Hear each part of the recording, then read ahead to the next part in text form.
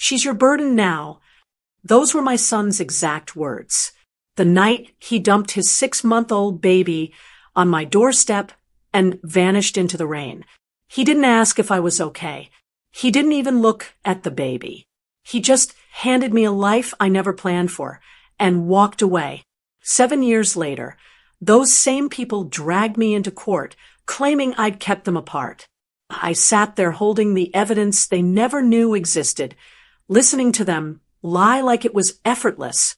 And the moment I stood up to speak, something shifted because the truth I was holding wasn't just damaging, but also revealed things they never thought of. By the way, where are you watching from today? If you enjoy the content, I'd truly appreciate it if you hit that like and subscribe button. It helps a lot. Also, don't forget to share your thoughts in the comments. The interaction helps the story reach more people. Thank you all for being here. Now, let me take you back to where it all started. It was a Tuesday night in Richmond, and the rain was coming down so hard it sounded like gravel being thrown against the siding of my house. I remember the sound perfectly. It was the kind of storm that makes you grateful for a warm cup of tea and a locked door. I was 68 years old, and I had grown used to the quiet. I had my books. I had my garden in the mornings. I had my peace. Or, at least, I thought I did. I was sitting in my favorite armchair. Then, I heard it. A pounding on the front door. Not a knock. A pounding. It was aggressive, frantic, demanding.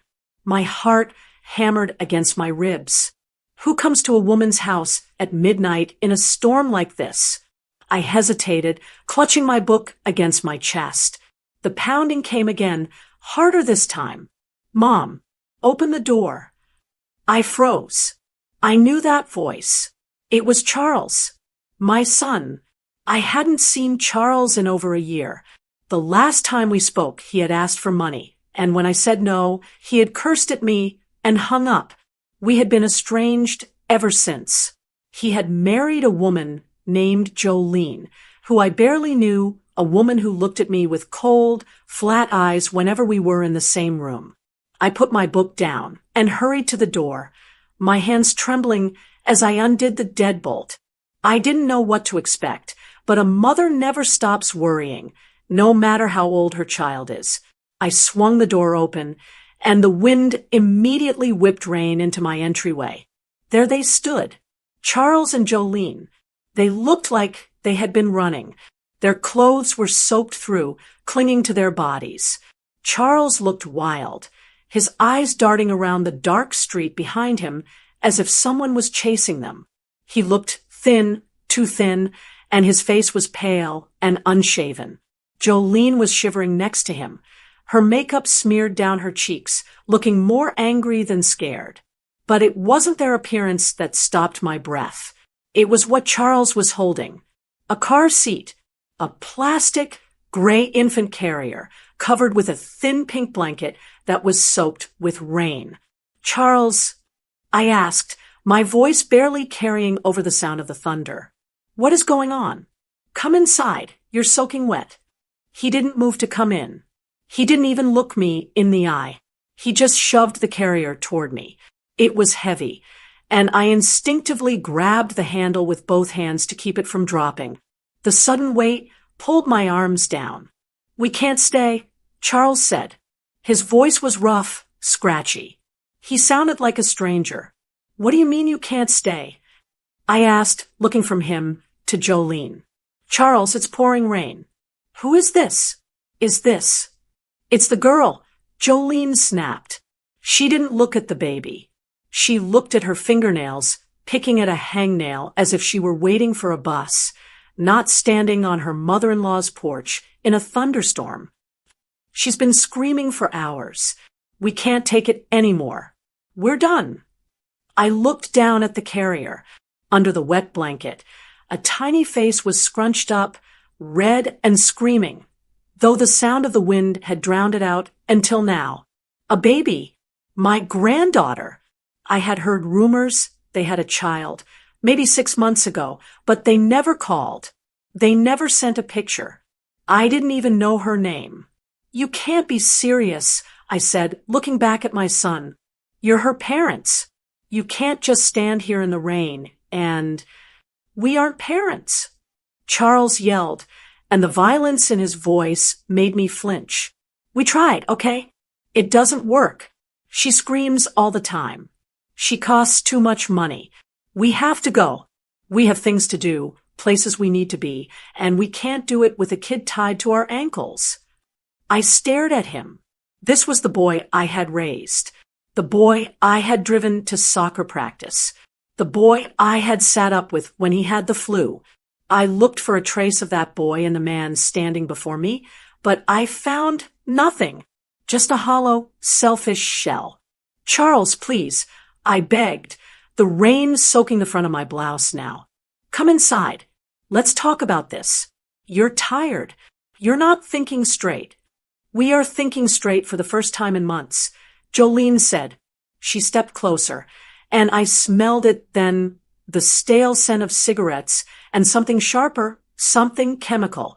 She looked at me with a sneer. You always wanted to play the perfect mother, Grace. Well, here's your chance.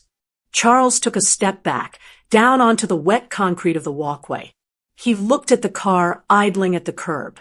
The headlights cut through the darkness like eyes watching us. Take her, Charles said.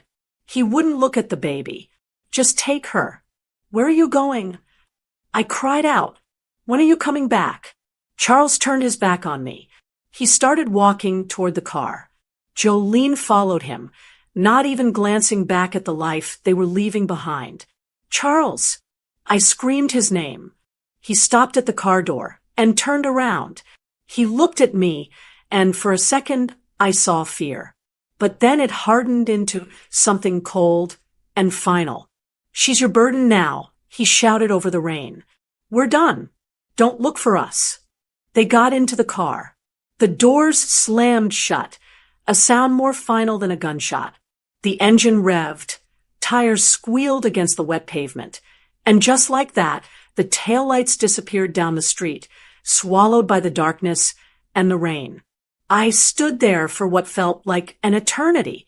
The cold rain was soaking into my slippers. The wind was whipping my hair into my face. I was alone. No, I wasn't alone. I looked down. The baby had stopped screaming. She was whimpering now, a soft, hiccuping sound. I turned and stepped back inside my house, kicking the door shut behind me and locking the deadbolt with a trembling hand. The silence of the house rushed back in, but it felt different now. It wasn't peaceful anymore. It was heavy. I carried the seat into the living room and set it down on the coffee table, pushing aside my book and my reading glasses. My hands were shaking so bad I could barely undo the buckle. I peeled back the wet pink blanket. She was tiny. She couldn't have been more than 6 months old. She was wearing a dirty onesie that looked 2 sizes too small. Her diaper was heavy and sagging. Her skin was pale, and her eyes were wide, dark and terrified. She looked up at me, this stranger who had just brought her in from the cold, and she let out a little gasp. I felt a wave of nausea hit me. How could they just drive away? They dumped her like she was a bag of trash they didn't want to pay to haul away. She's your burden now. The words echoed in my head, bouncing off the walls of my quiet living room. I sank onto the sofa, my knees giving out. I was 68. I was supposed to be planning trips to the coast with my garden club. I was supposed to be sleeping in on Sundays. I wasn't supposed to be raising an infant. I didn't have a crib. I didn't have bottles. I didn't have formula. I didn't have the energy for this. Panic started to rise in my throat. What if they came back? What if they wanted money? What if I couldn't do this? I was too old. I was too tired. The baby shifted in the seat and let out a sharp cry. She reached a tiny hand up, grasping at the air. I reached out and took her hand. Her fingers were ice cold. They wrapped around my thumb, gripping it with a strength that surprised me. She stopped crying and looked at me, really looked at me. Her eyes were the same color as Charles's were when he was a baby. The panic didn't leave, but something else rose up alongside it. Anger. A hot, fierce anger that started in my stomach and spread to my chest. They called her a burden. They called this innocent, helpless little girl a burden. I unbuckled the straps and lifted her out. She was so light. She smelled like old milk and rain. I pulled her against my chest, feeling her tiny heart beating against mine. She rested her head on my shoulder, letting out a long, shaky sigh, as if she knew she was finally safe. I walked to the window and looked out at the empty street. The rain was still falling, washing away the tire tracks my son had left. "You are not a burden," I whispered into the soft fuzz of her hair. My voice sounded strong in the empty room. "You are Emma. I'm going to call you Emma." I didn't know how I was going to do this. I didn't know how I would explain to my neighbors that my son had abandoned his child on my doorstep in the middle of the night. I didn't know if I had the strength to wake up every 2 hours for feedings. But as I held her, feeling the warmth of her little body seeping into my cold arms, I knew one thing for sure. Charles and Jolene thought they had won. They thought they had dumped a problem on an old woman and driven off into their freedom. They were wrong. They hadn't given me a burden. They had given me a reason to fight. I tightened my hold on her. "I don't know where they went, Emma," I said softly, watching the streetlights blur in the rain. "And I don't care. But I promise you this. I will never let them hurt you again. You're mine now."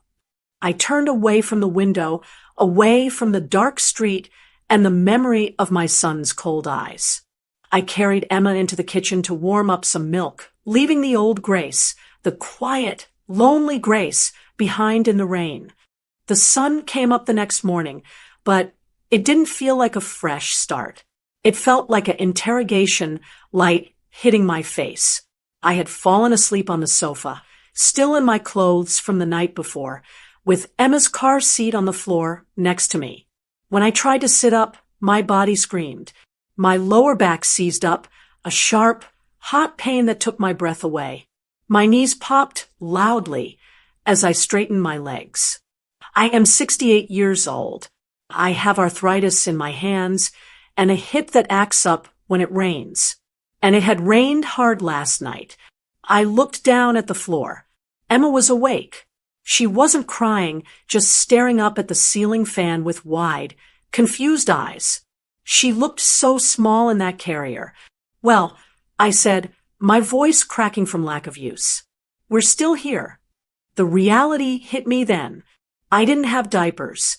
I didn't have bottles. I had a half carton of milk in the fridge and some oatmeal. That was it. Getting ready that morning wasn't the leisurely routine I was used to. Usually, I have my coffee. I read the paper. I water my ferns. Today, I was scrambling. I wrapped Emma in a clean dish towel because her diaper was leaking, and I prayed it would hold until I got to the store. Lifting her carrier into the back seat of my sedan was a struggle. It was heavier than I remembered babies being. My shoulders burned, and I had to lean against the car for a moment to catch my breath. The grocery store was bright and loud. I felt like everyone was staring at us. I saw a woman I knew from church, Brenda, in the produce aisle. She was telling someone about her upcoming cruise to Alaska. No kids, no responsibilities. She was saying, laughing, "Just me and the glaciers." I ducked down the baby aisle before she could see me. I didn't have the energy to explain. I stared at the prices of formula. $30 a can. When did that happen? I did the math in my head. My pension was decent, but it was fixed. I grabbed 2 cans and a pack of diapers, feeling a knot tighten in my stomach. This wasn't just a physical change. It was going to be a financial one, too. The first 3 days were a blur of exhaustion. I didn't sleep more than 2 hours at a time. My body ached in places I didn't know existed. My wrists hurt from holding her bottle. My back hurt from bending over the makeshift changing station I'd set up on the dining room table. But the real kick to the gut came on the fourth night. Emma felt hot. Her little forehead was burning up. She was fussy, crying a high-pitched, miserable sound that grated on my last nerve. I took her temperature, 101. Panic set in. I didn't know her medical history. Was she allergic to anything? Did she have seizures? Had she had her shots? I grabbed my phone and dialed Charles's number. I had it memorized. I had called it every Sunday for years, usually getting voicemail.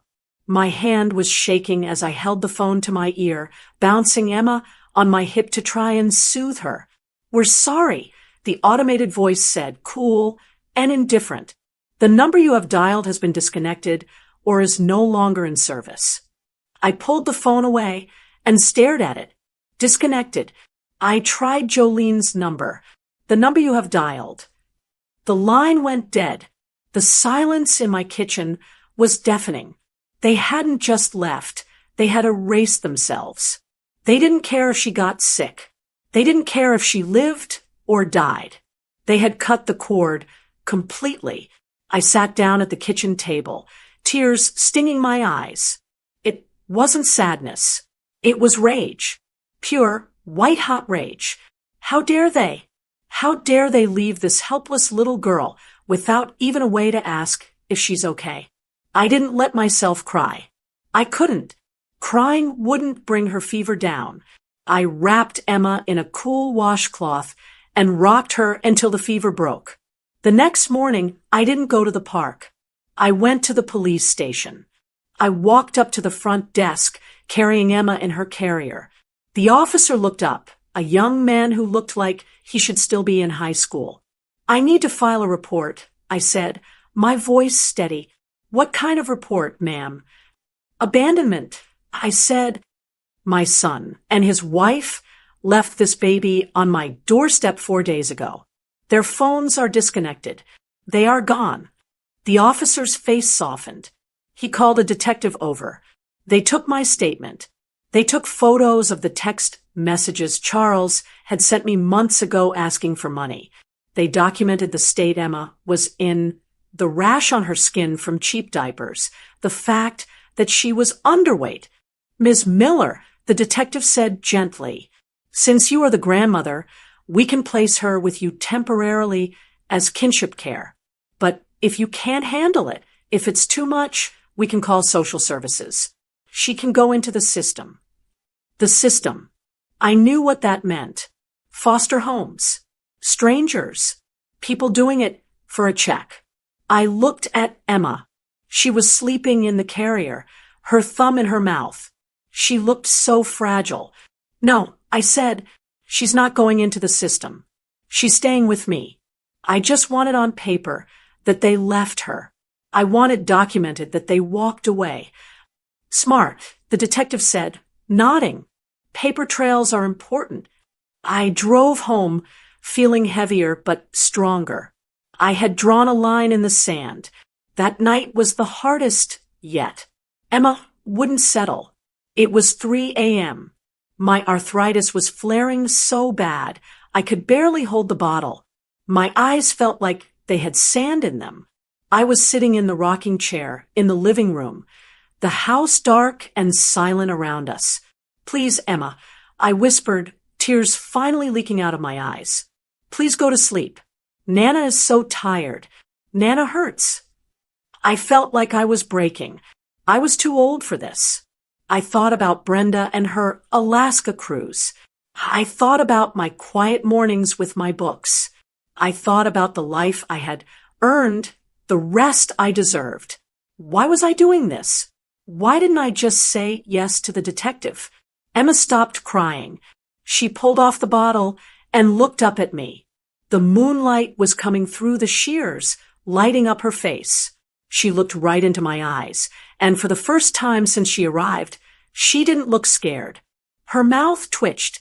Then her lips curled up. A smile. A real, gummy, lopsided smile.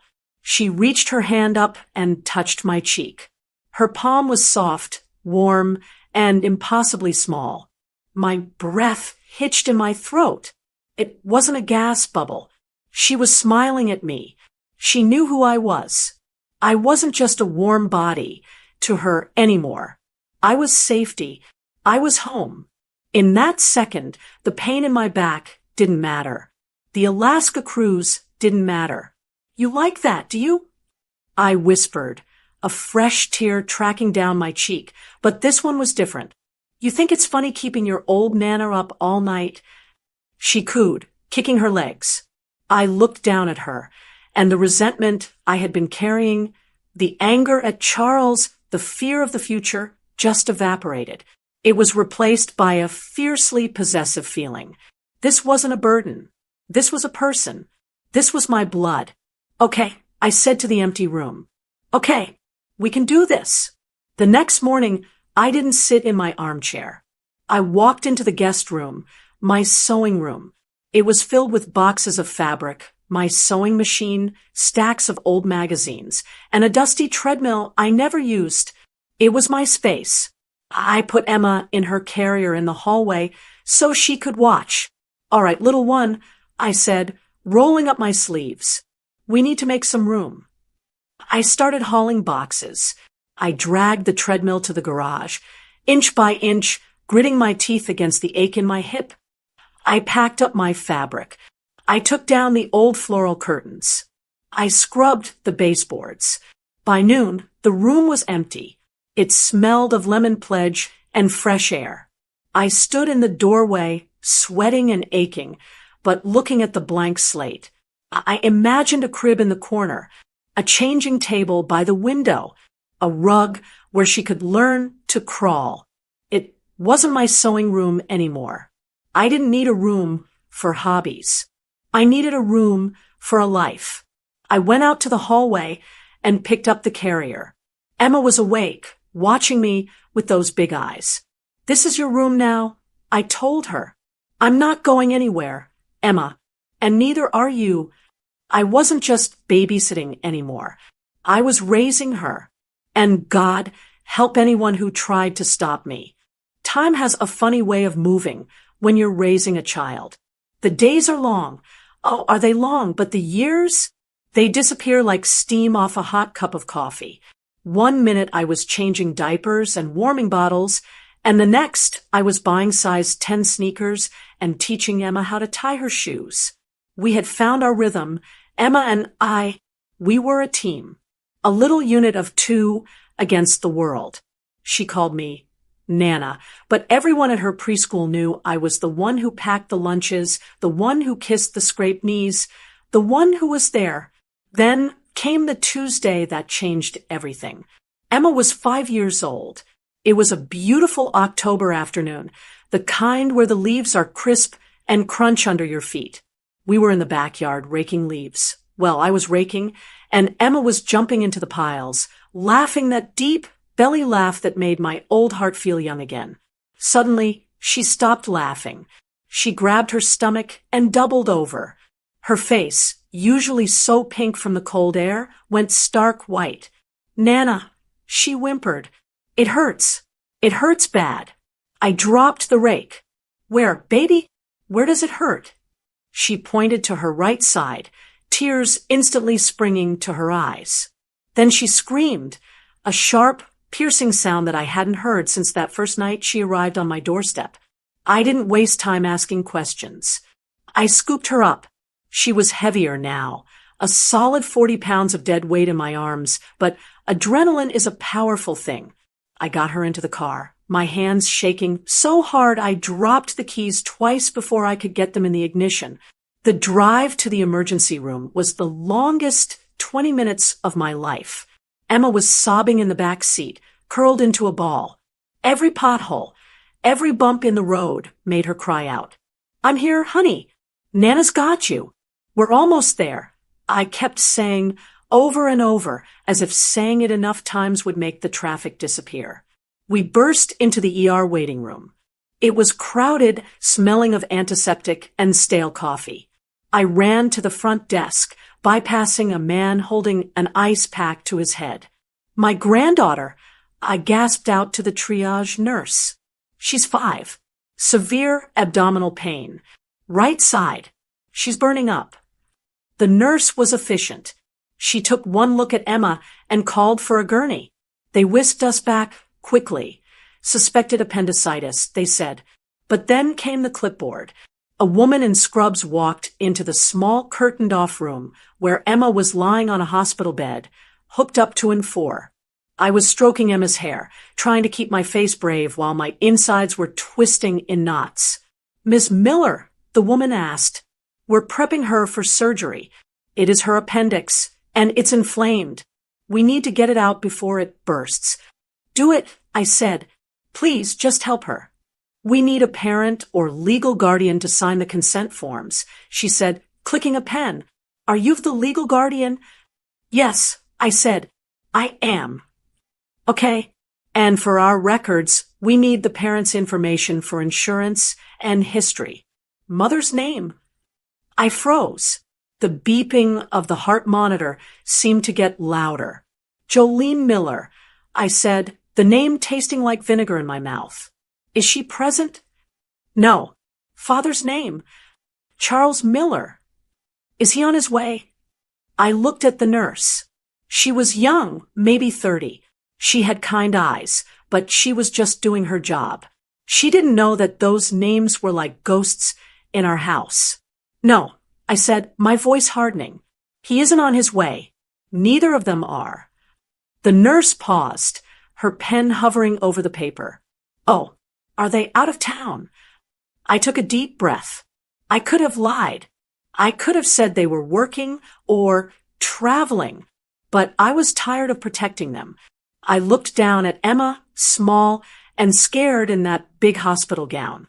"They abandoned her," I said loud enough for the doctor outside the curtain to hear. "They dropped her on my porch 5 years ago and haven't called since. I am the only parent she knows. I am the only one who is coming." The nurse's face changed. The professional mask dropped, and for a second I saw pure pity.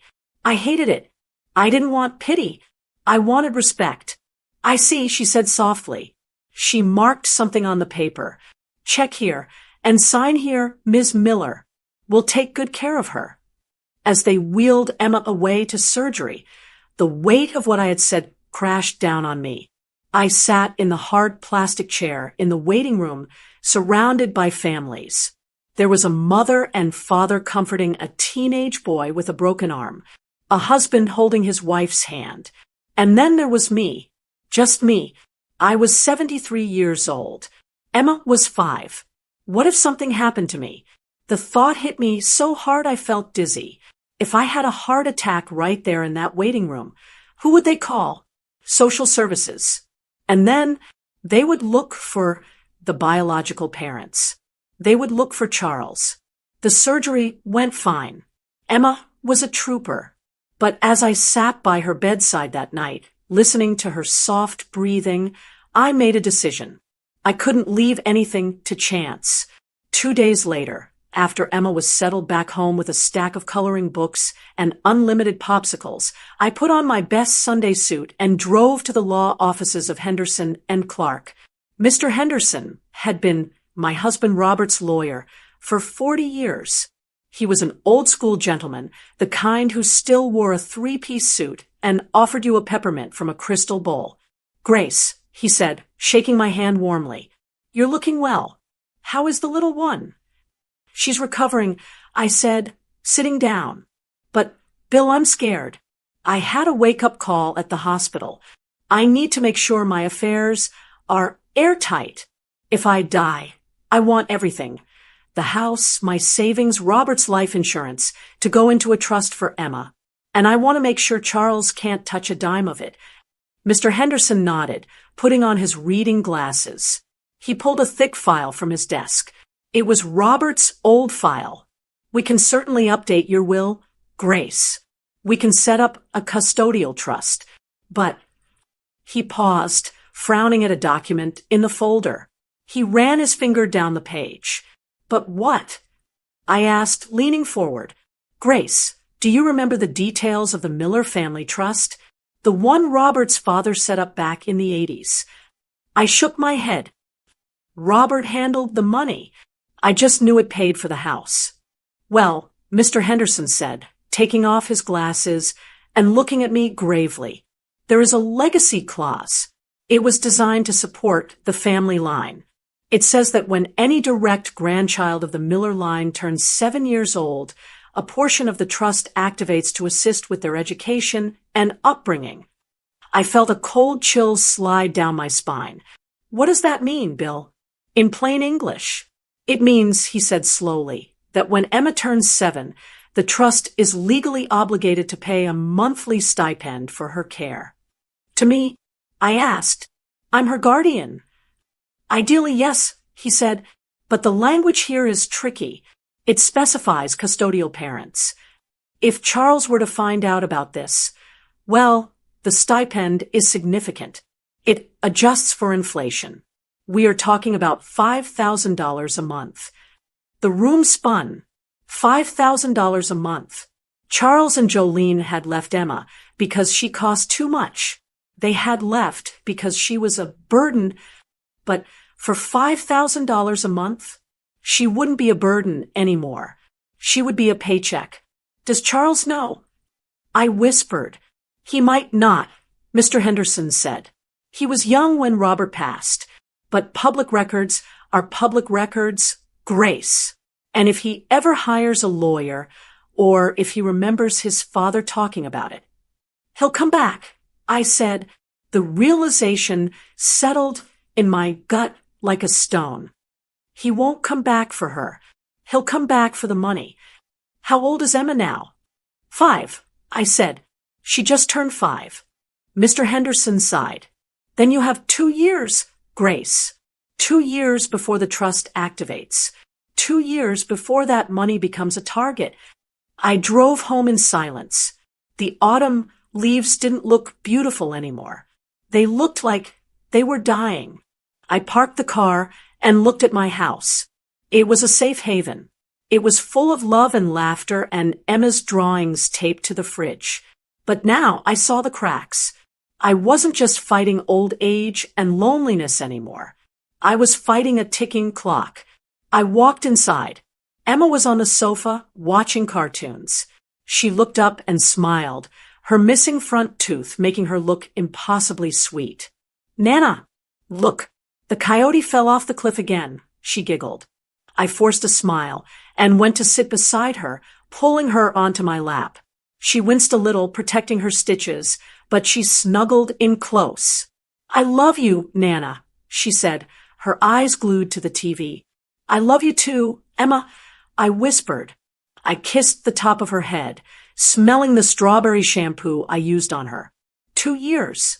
I had 2 years to prepare, because if I knew my son, and I knew him better than I wanted to admit, he was like a shark.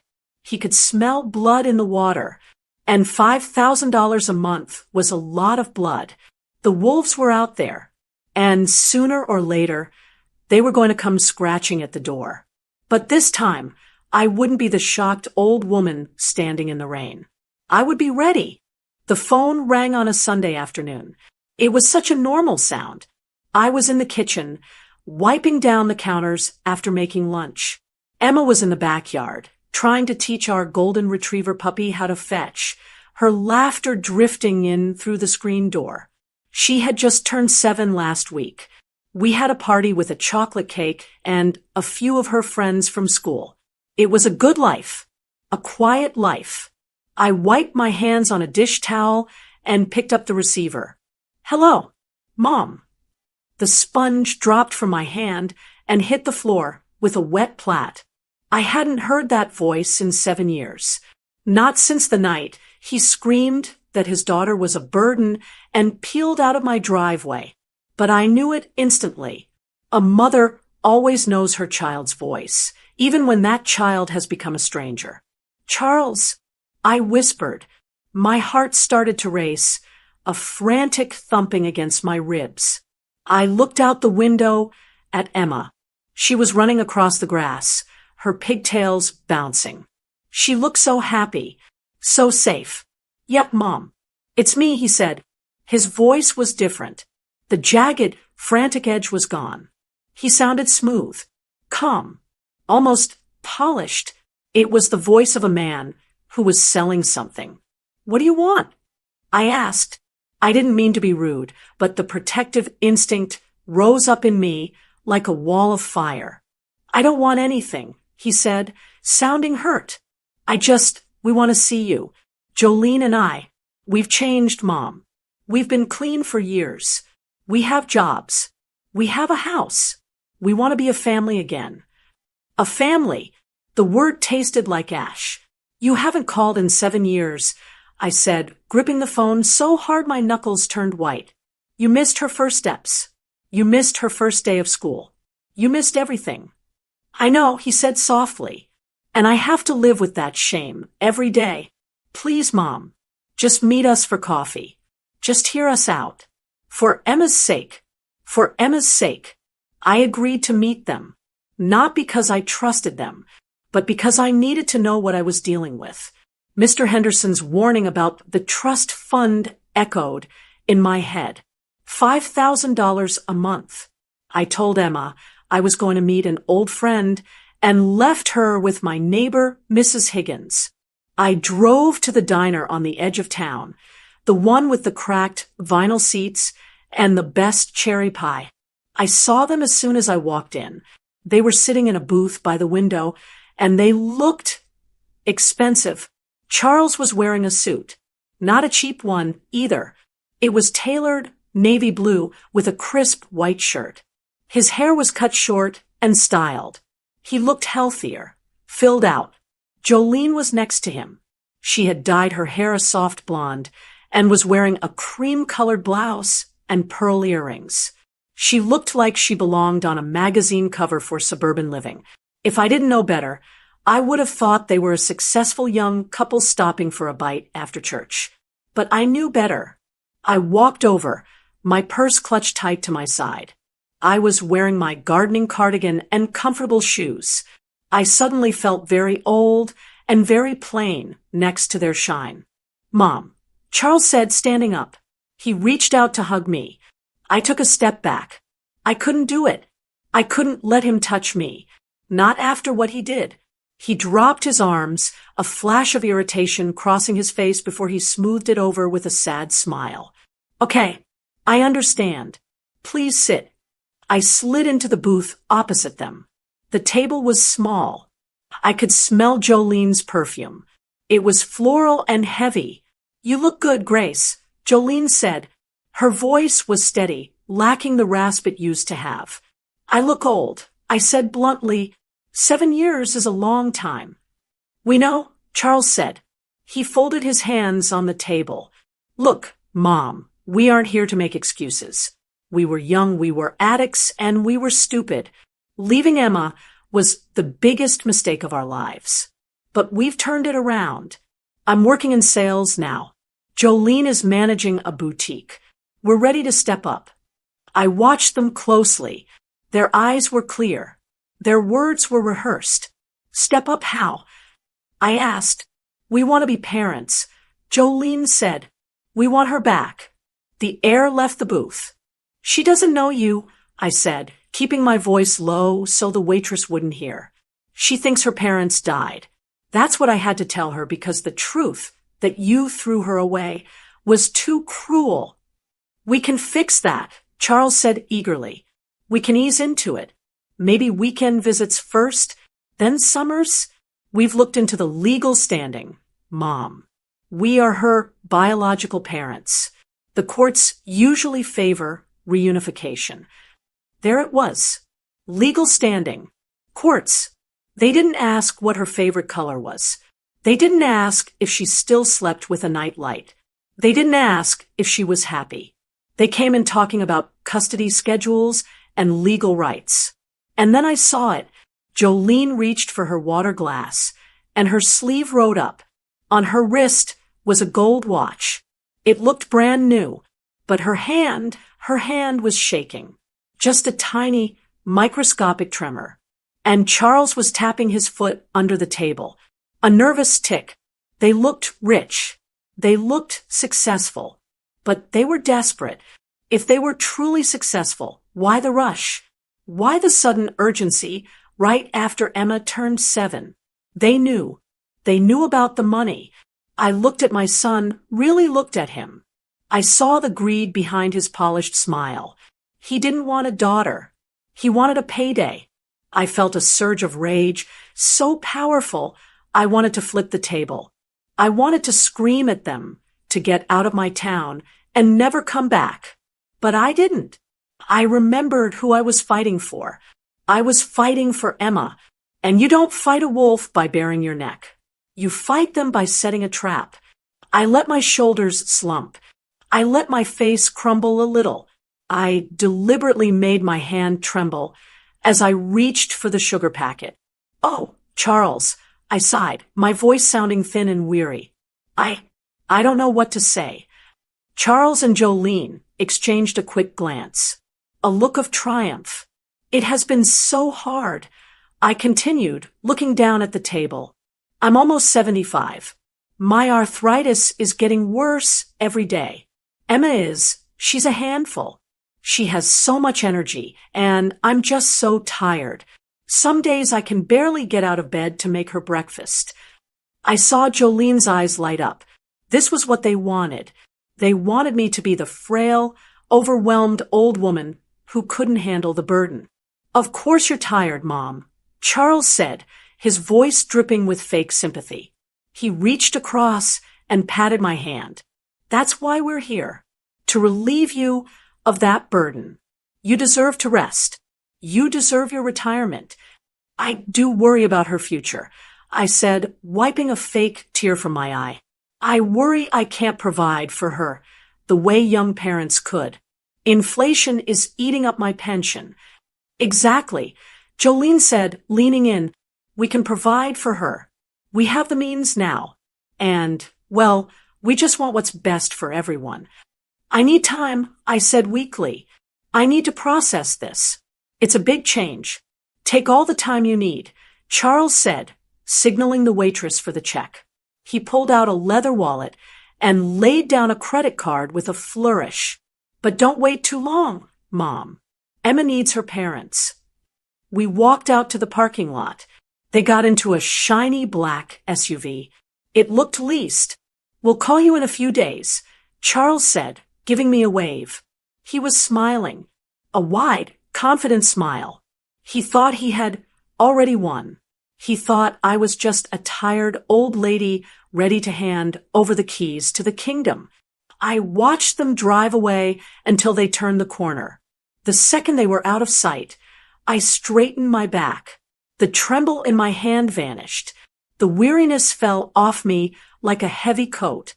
I marched to my 10-year-old sedan and got in. I didn't go home. I pulled my phone out of my purse and dialed a number I had saved years ago, just in case. "Yeah," a gruff voice answered. "Mr. Vance?" I asked. "This is Grace Miller. You told me to call you if my son ever showed up again." "I remember you, Mrs. Miller," the private investigator said. I looked at my reflection in the rearview mirror. My eyes were hard. They weren't the eyes of a victim. They were the eyes of a grandmother who was about to go to war. "He's back," I said, my voice cold and steady. "And he thinks I'm stupid. I want you to find out everything. I want to know where they work, how much debt they're in, and who they owe money to. Dig deep. I want to know what color their underwear is by Tuesday." "Consider it done," Vance said. I hung up the phone and started the car. Charles and Jolene thought they were the wolves at the door. They thought they could blow my house down. They had no idea. They had just walked into the lion's den. Mr. Vance didn't look like a private investigator from the movies. He looked like a retired plumber who had seen too much. We met in his office, a small room above a dry cleaner that smelled faintly of starch and stale coffee. He slid a manila folder across his desk toward me. It was thick. "You were right," he said, leaning back in his chair. Your son and his wife aren't successful. They're drowning. I opened the folder. My hands were steady this time. I wasn't the scared mother anymore. I was a general looking at a battlefield map. The first page was a credit report. Red ink everywhere. Maxed out credit cards. A repossessed boat. A pending lawsuit from a landlord in Florida. They have $80,000 in consumer debt, Vance said, pointing to a line on the paper. And Charles has a gambling problem. He owes some bad people some serious money. But the car? I asked. The clothes? They looked so polished. Least, Vance snorted. The car is a rental. The clothes are probably on a credit card that's about to be declined. It's all smoke and mirrors, Mrs. Miller. They are putting on a show to impress you. I turned the page, and there it was, a copy of a legal inquiry. Charles had paid an online service to pull my husband's probate records from 10 years ago. He had been looking at the Miller Family Trust. He found the clause. I whispered. He sure did, Vance said. He knows that if he has physical custody of the child, the trust pays out. $5,000 a month. That's $60,000 a year, tax-free. To him, Emma isn't a daughter. She's a winning lottery ticket. I closed the folder. The rage I felt wasn't hot anymore. It was cold. It was ice in my veins. They didn't want to be a family. They wanted to strip mine my life and use my granddaughter to pay off their mistakes. Thank you, Mr. Vance, I said, standing up. This is exactly what I needed. Be careful, Mrs. Miller, he warned. Desperate people do desperate things. I walked out into the sunlight. I wasn't afraid. I was ready. When I got home, I didn't cry. I didn't pace. I went straight to the phone and called Charles.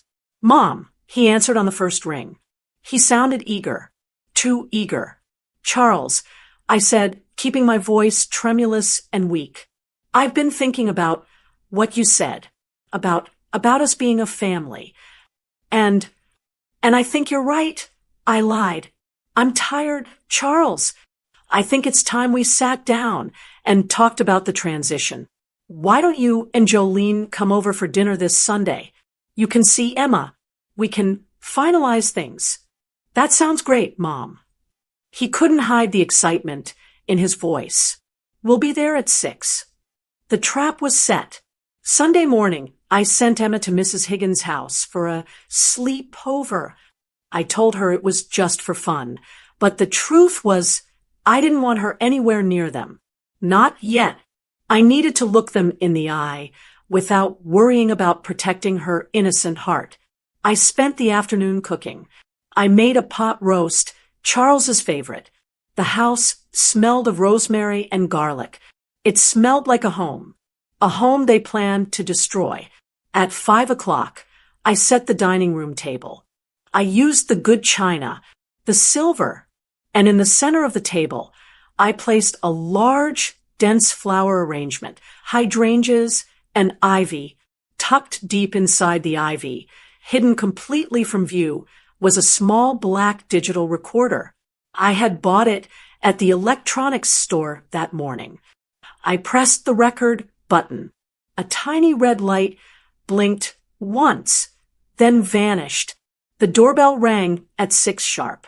I took a deep breath, hunched my shoulders forward to lose 2 inches of height, and shuffled to the door.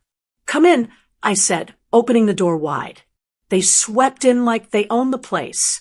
Jolene was wearing a white dress that was completely impractical for a family dinner. Charles was carrying a bottle of wine. Cheap wine, I noticed. Where's the kid? Jolene asked, looking around the living room. She didn't say Emma. She said the kid. She's upstairs playing. I lied. She's a bit shy.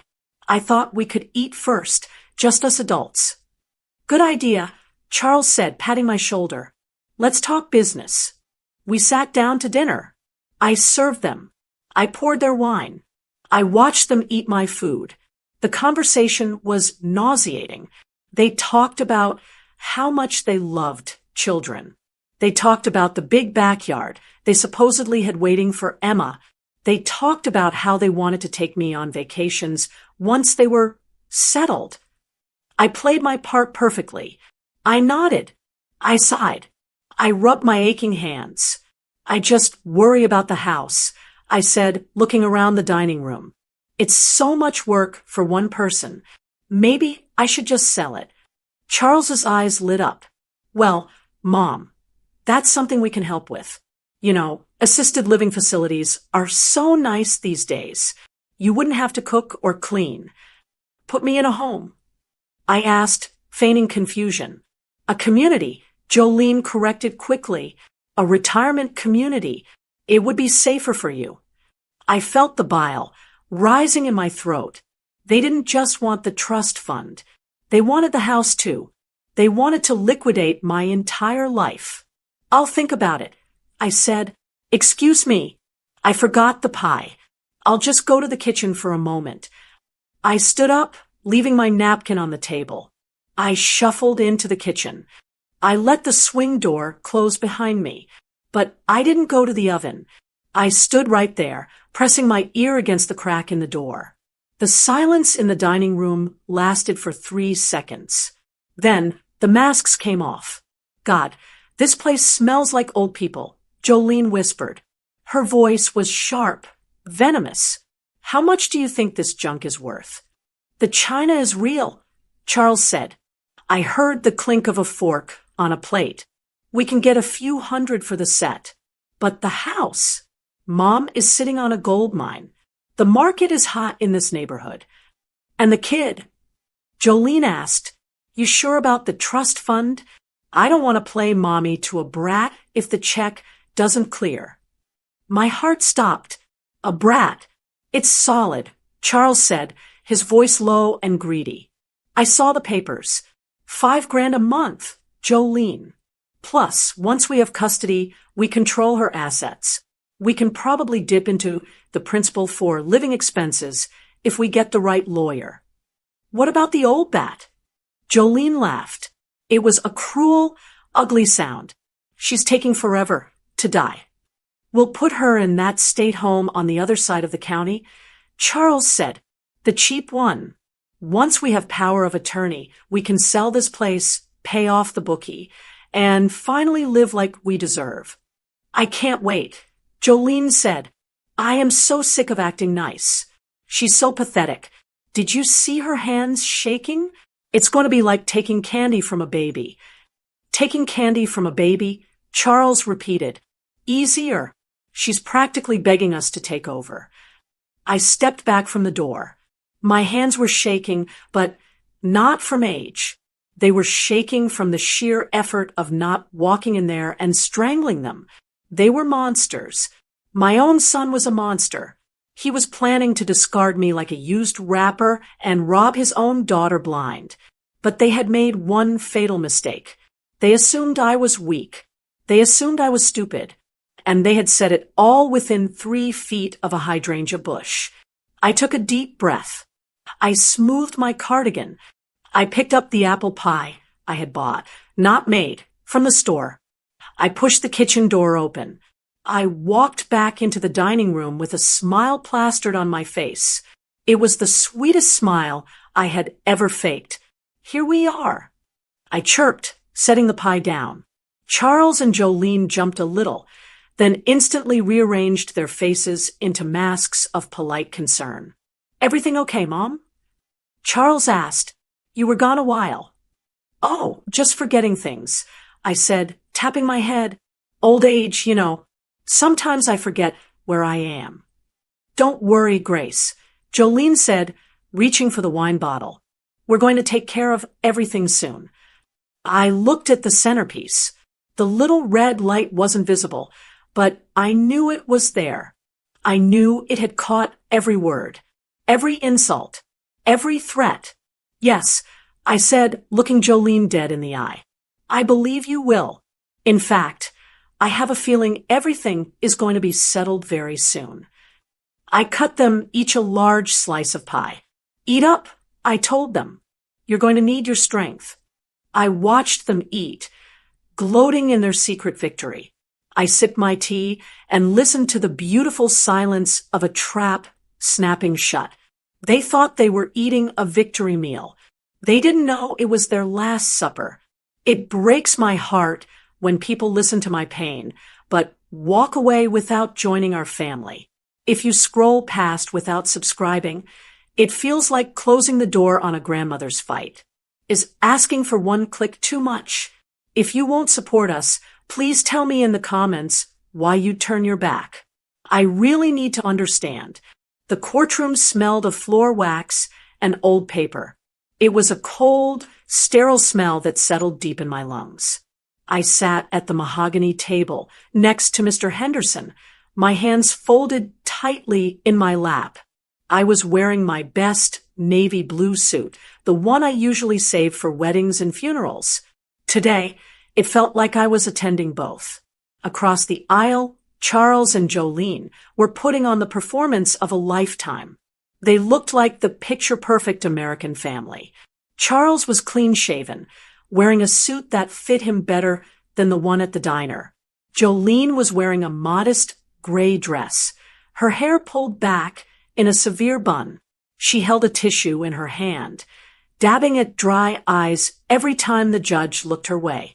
The judge was an older man, Judge Harrison. He had kind eyes and spectacles perched on the end of his nose. He looked like a grandfather, and that terrified me. Grandfathers usually believe that children belong with their parents. Your Honor, Charles's lawyer began. He was a young man with slick-back hair and a voice that oozed insincerity. My clients, Charles and Jolene Miller, admit they made mistakes in the past. They were young. They were battling demons. But they have done the hard work. They are sober. They are employed. They are ready to be the parents Emma deserves. He walked over to where I was sitting and pointed a finger at me. Miss Grace Miller is a wonderful woman, he said, his voice dripping with condescension. But she is 75 years old. She is frail. We have testimony that she struggles with arthritis and fatigue. Is it really in a 7-year-old's best interest to be raised by a woman who might not be around to see her graduate high school? I felt the eyes of everyone in the room on me. I saw the judge look at my white hair, my wrinkled hands. I saw him nod slowly. My heart hammered against my ribs. They were using my age as a weapon. They were turning my love into a liability. Then Charles took the stand. He cried. He actually cried. He talked about how much he missed his little girl. He talked about the agony of being away from her, claiming that I had kept him away, that I had refused to let him see her. I just want to be a dad, he sobbed, wiping his nose with a handkerchief. I want to take her to baseball games. I want to help her with her homework. My mother, she means well, but she's confused. She doesn't understand that Emma needs a father. It was a lie so bold, so ugly, that I almost stood up and screamed. I bit my tongue so hard I tasted copper. Jolene was next. She was even better. She played the victim perfectly. We just want to relieve Grace of the burden, she said softly, looking at the judge with wide, pleading eyes. She told us herself at dinner last week that she's overwhelmed. She said she forgets things. We just want to help her move into a safer environment and take our daughter home. The judge looked at me with pity. Miss Miller, he said gently, is it true? Did you tell them you were overwhelmed? Mr. Henderson stood up. We will address that in our testimony, Your Honor. The judge leaned back, looking skeptical. Very well. Call your witness. I called Grace Miller to the stand. Mr. Henderson said. I stood up, and as I stood, I let the mask fall. I didn't push myself up slowly with my hands like I had at the diner. I didn't hunch my shoulders. I stood up straight, my spine stiff as a steel rod. I walked to the witness stand with a steady, confident stride. I didn't look frail. I didn't look confused. I looked like a woman who had raised a child from infancy while her son was out playing games. I sat down and swore to tell the truth. Miss Miller, Mr. Henderson asked, standing in the center of the room. Why do you think your son and his wife have returned after 7 years of silence?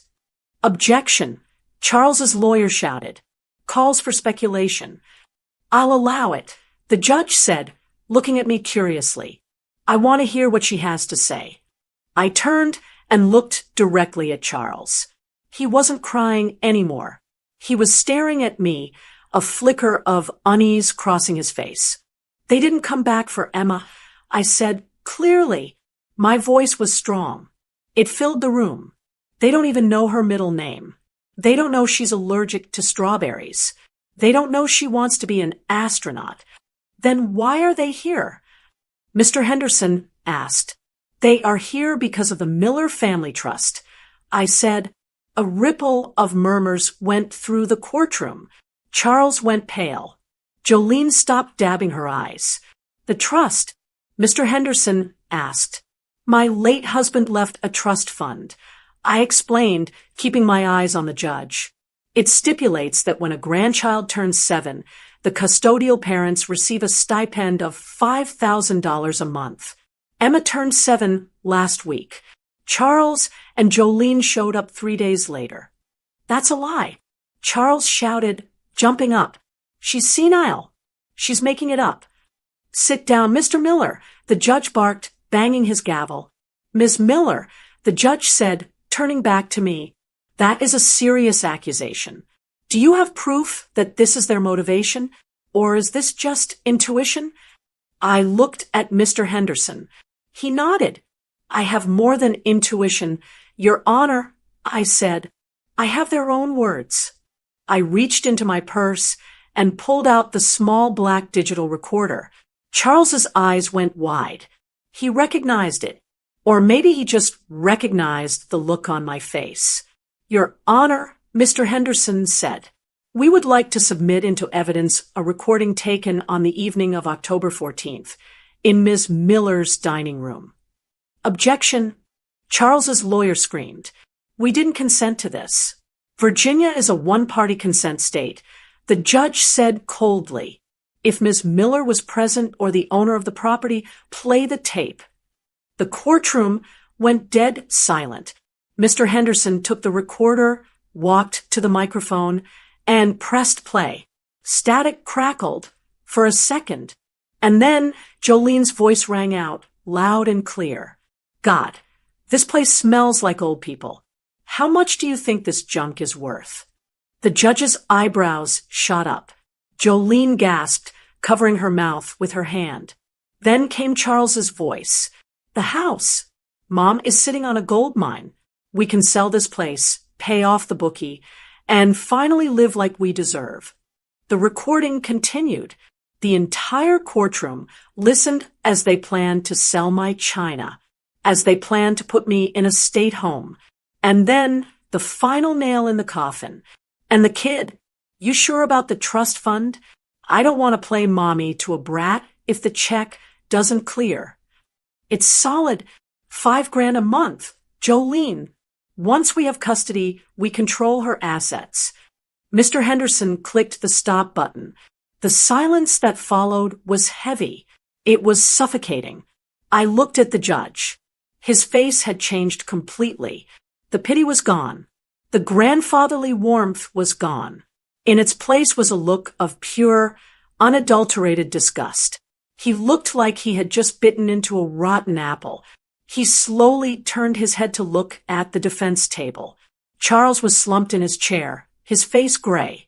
He looked like a deflated balloon. Jolene was staring at the table, her hands gripping the edge so hard her knuckles were white. They weren't the grieving parents anymore. They were exposed. They were naked in their greed. Mr. Miller, the judge said. His voice was quiet, dangerously quiet. Did you refer to your daughter as a brat? Charles tried to stand up, but his legs seemed to fail him. Your Honor, we were just venting. It was taken out of context. Out of context, the judge roared. The sound made everyone jump. You discussed selling your mother's home out from under her. You discussed using your child as a paycheck to pay off a bookie. It's not like that. Jolene shrieked. She tricked us. She acted like she was senile. She outsmarted you, the judge snapped. And thank God she did. He looked back at me. His eyes softened, but this time it was with respect. Miss Miller, he said, you may step down. I walked back to my seat. I didn't look at Charles. I didn't need to. He wasn't my son anymore. He was just a thief I had stopped at the door. The judge shuffled his papers. He didn't need to take a recess. He didn't need to deliberate. He picked up his pen and wrote something firmly on the file in front of him. In all my years on the bench, he said, staring down at Charles and Jolene, I have never seen a more appalling display of selfishness. You two should be ashamed to call yourselves parents. You should be ashamed to call yourselves human beings. He slammed the file shut. Petition for custody is denied, he declared, his voice ringing like a bell. Furthermore, I am granting Ms. Grace Miller full, permanent legal guardianship. I am also issuing a permanent restraining order. If either of you comes within 500 feet of that child or this woman, you will go to jail. Do I make myself clear? But the money, Jolene blurted out. The whole courtroom gasped. She realized her mistake instantly, slapping her hand over her mouth again, but it was too late. The judge stared at her with ice-cold eyes. Get out of my courtroom, he whispered, before I find you in contempt. Charles and Jolene scrambled up. They didn't look at me. They ran. They ran like the cowards they were, pushing through the double doors, fleeing from the truth they couldn't hide. I sat there as the room began to bustle again. Mr. Henderson squeezed my shoulder. We did it, Grace, he said. I looked at the empty doors where my son had just vanished. A small part of my heart broke for the little boy he used to be. But the rest of my heart, the part that beat for Emma, it was soaring. Yes, I said, taking a deep breath of the air that suddenly didn't smell so stale anymore. We did. The sound of a gavel hitting wood is distinct. It's sharp, final, and loud. But to me, it sounded like a door locking, a heavy steel door slamming shut between my granddaughter and the monsters who wanted to sell her. After Charles and Jolene fled the room, the air seemed to clear. The judge was still writing, his pen scratching aggressively against the paper. He looked up at me one last time. Ms. Miller, he said, his voice grave but kind. I am dismissing their petition with prejudice. I looked at Mr. Henderson. I didn't know legal terms. It means it's over, Grace, Mr. Henderson whispered, a wide smile breaking across his face. It means they can never file against you for custody of Emma again. Not next year, not in 10 years. The door is closed forever. The relief that washed over me was so physical, I almost grabbed the table to steady myself. My knees felt like water. For 7 years, I had lived with a low-level hum of terror in the back of my mind. I had jumped every time the phone rang.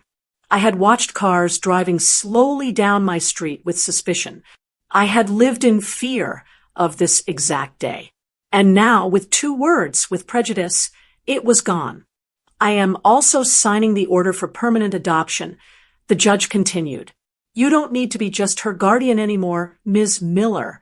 She is your daughter in the eyes of the law. No one can touch her assets but you. I signed the papers with a shaking hand, but this time it wasn't shaking from age or fear. It was shaking with gratitude. We walked out of the courtroom 10 minutes later. Mr. Henderson offered to walk me to my car, but I shook my head. I need to do this alone. I said, I need to walk out of here on my own 2 feet. I took the elevator down to the lobby. Mrs. Higgins was there, sitting on a bench, reading a magazine.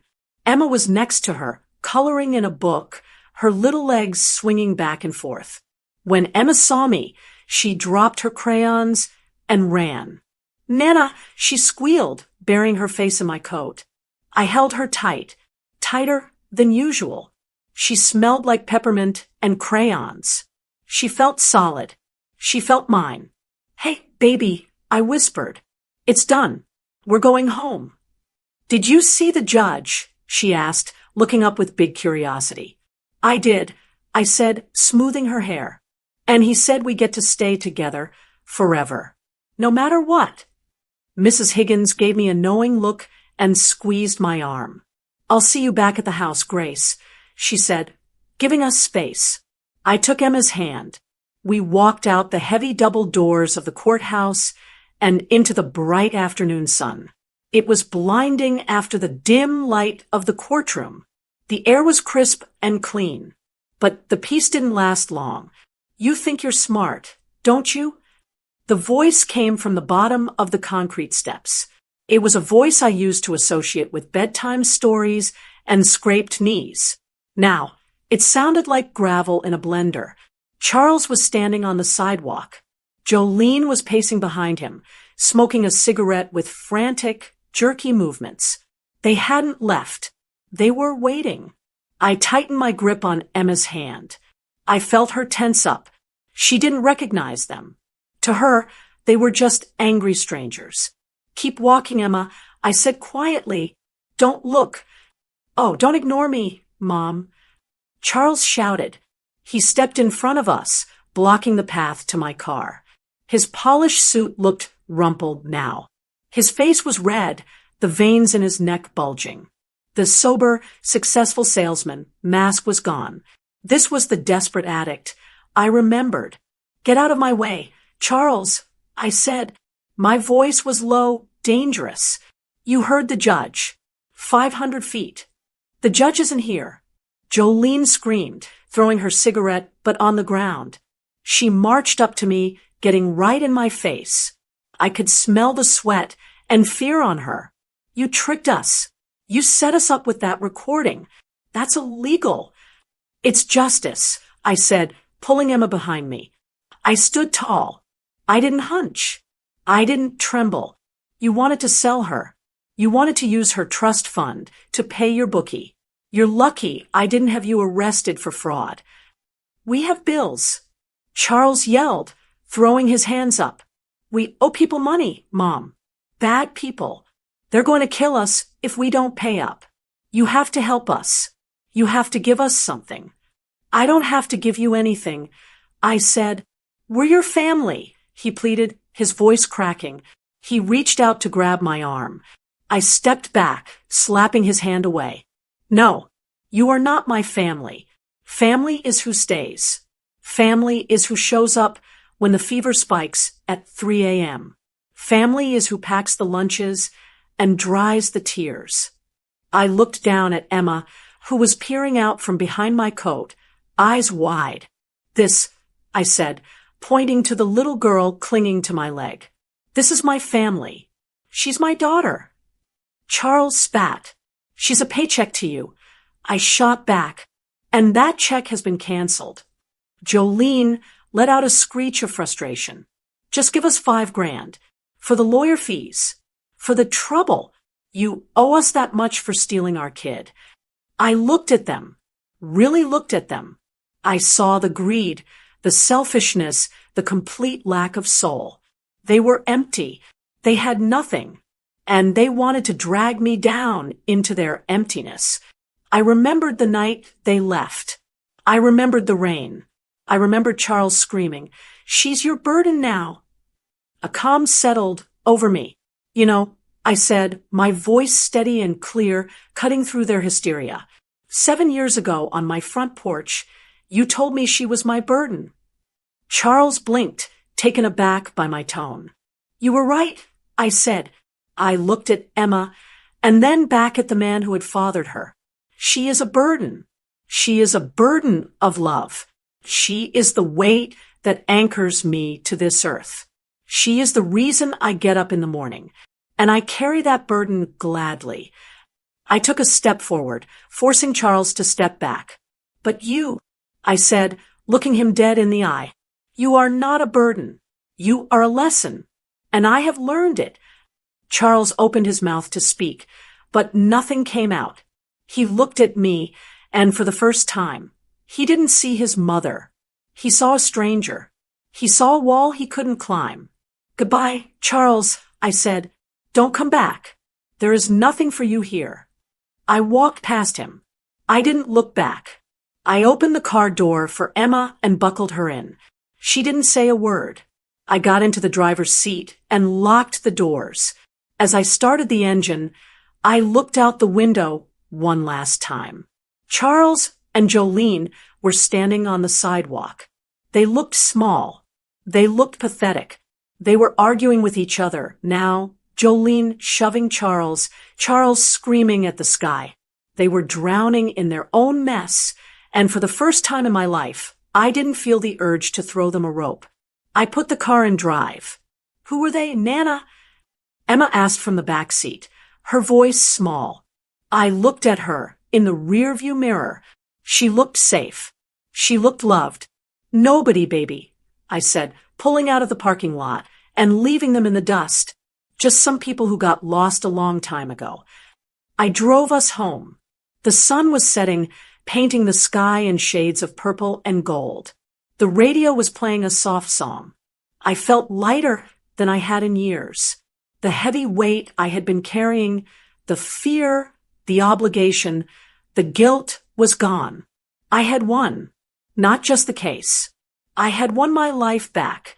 It has been a year since the gavel fell. A full year of seasons changing.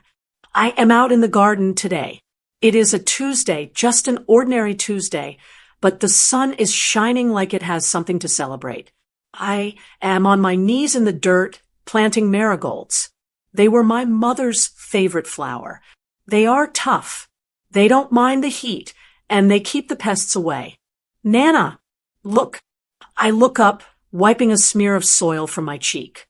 Emma is running across the lawn. She is 8 years old now. She has lost that baby roundness in her cheeks, and her legs are getting long and knobby, full of scrapes and bruises from climbing trees. She isn't holding a doll. She is holding a giant earthworm, dangling it by its tail, her face split in a wide, fearless grin. "Put that poor thing back in the dirt, you rascal." I laugh, leaning back on my heels. "He has work to do." She giggles and tucks the worm gently under a hosta leaf. I watch her for a moment. I watch the way the sunlight catches her hair. I watch the way she moves, so confident, so sure of her place in the world. There is no fear in her shoulders. There is no shadow in her eyes. She doesn't look like a child who was abandoned in a rainstorm. She looks like a child who knows exactly where she belongs. For a long time, I used to jump every time the phone rang. Even after the court order, even after Mr. Henderson told me it was over, my body remembered the fear. I would freeze in the kitchen, staring at the receiver, waiting for Charles's voice to shatter my peace, waiting for the other shoe to drop. But the shoe never dropped. The phone rings now, and it's just Mrs. Higgins asking for my zucchini bread recipe. It's the school nurse telling me Emma scraped her elbow. It's the life I was supposed to have. The silence in my house isn't heavy anymore. It's full. It's full of the sound of Emma practicing her piano scales, badly, but with enthusiasm. It's full of the sound of the dryer tumbling her soccer uniform. It's full of peace. I went back to that spot on the porch yesterday, the exact spot where Charles stood 7 years ago. I looked at the concrete where he dropped the car seat. I remember his face, the anger, the selfishness, and those words that haunted me for so long. "She's your burden now." I stood there, sipping my coffee, and I finally understood. He was trying to hurt me. He was trying to punish me for not giving him money, for not fixing his mistakes. He thought he was leaving me with a heavy weight that would crush my old bones. But he didn't understand the strength of a grandmother.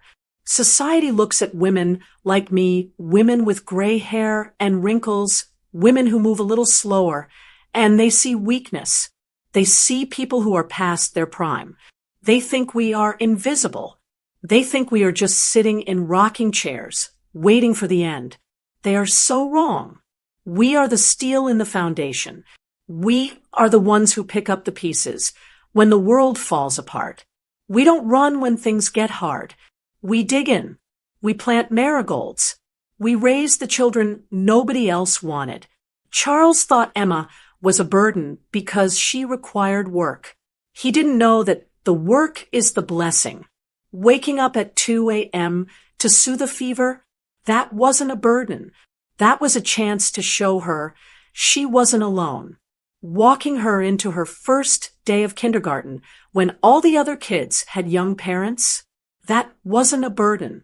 That was a badge of honor. I lost a son. I can't sugarcoat that. There is a hole in my heart where Charles used to be, and some nights when the house is very quiet, I mourn the little boy he was. I mourn the man he could have been. But then I look at Emma.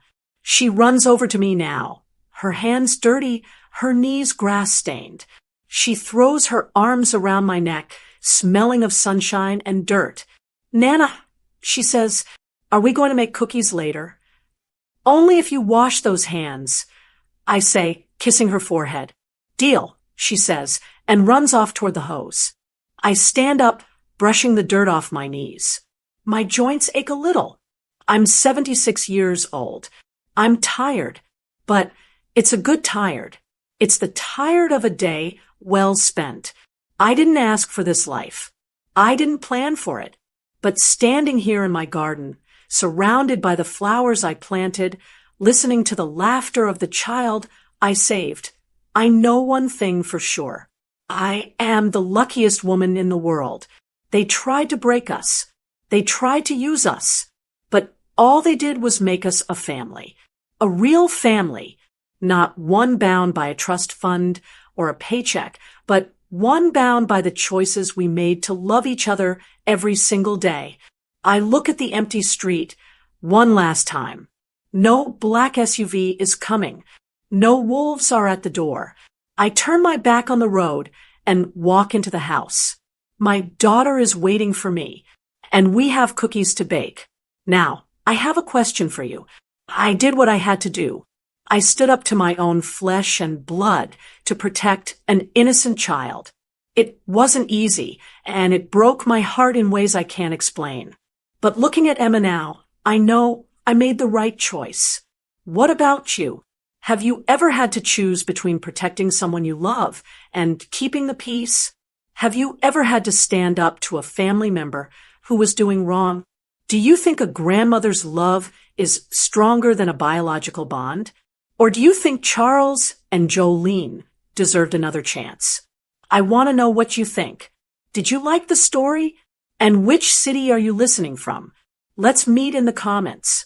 If you like the story, you can support me by sending a super thanks so I can keep bringing more stories like this. Thank you so much for your sweet support. I'm looking forward to your comments on the story. On the screen, you can see 2 new life stories that I highly recommend. There's so much more on my channel. Don't forget to subscribe. See you in the next life story.